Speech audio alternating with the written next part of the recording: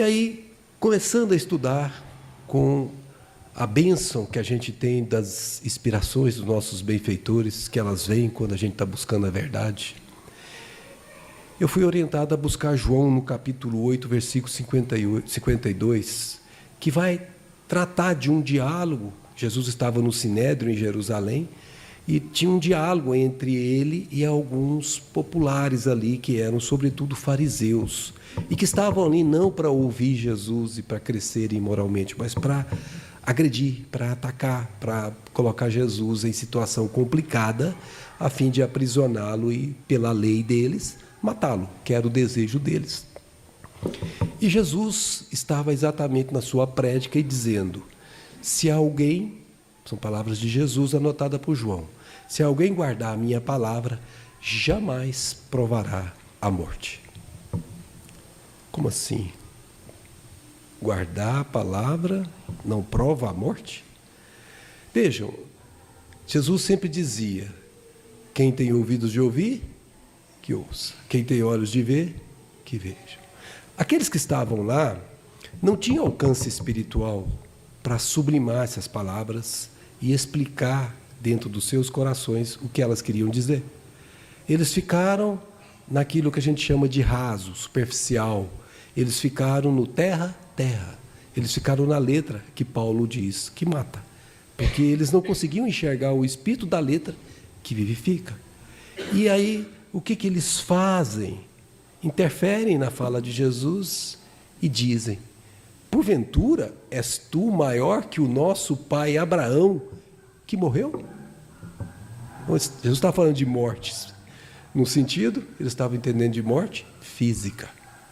E olha, por incrível que pareça, estamos no ano 2026. Você vai ter muita gente que Jesus estaria falando hoje e compreenderia tal como aqueles fariseus.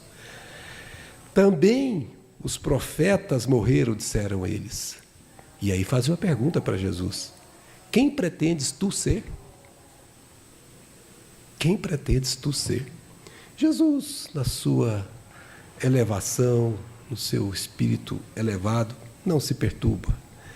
Diz Jesus: Abraão, vosso pai, exultou por ver o meu dia. Viu e alegrou-se. Aí que vai complicar a cabeça dos meninos, né? Porque como se Abraão já tinha morrido, como é que ele ia ver Jesus na visão deles? Não conseguiu entender o lado espiritual do que Jesus estava ensinando. E aí os judeus de novo replicam: ainda não tens 50 anos e já viste Abraão?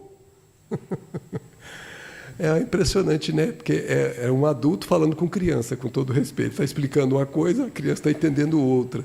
Tem que explicar de maneira lúdica para que mais tarde ele consiga alcançar.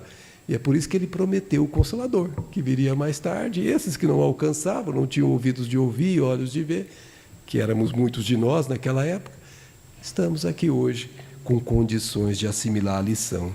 E aí Jesus responde para eles uma coisa fantástica: em verdade, eu vos digo, que antes que Abraão existisse, eu sou. Todos nós sabemos que os espíritos foram criados simples e ignorantes. Nós tivemos começo. A gente costuma falar que o espírito é eterno, mas filosoficamente não está correto. Eterno é aquele que não teve começo e nem fim, só Deus. Nós somos imortais. Tivemos começo, não sabemos sobre fim. Então, quando a gente diz que Jesus, antes que Abraão existisse, eu sou, Abraão não tinha sido nem criado simples e ignorante. Abraão não existia como espírito, não era um ser que habitasse o mundo ainda. Estão entendendo?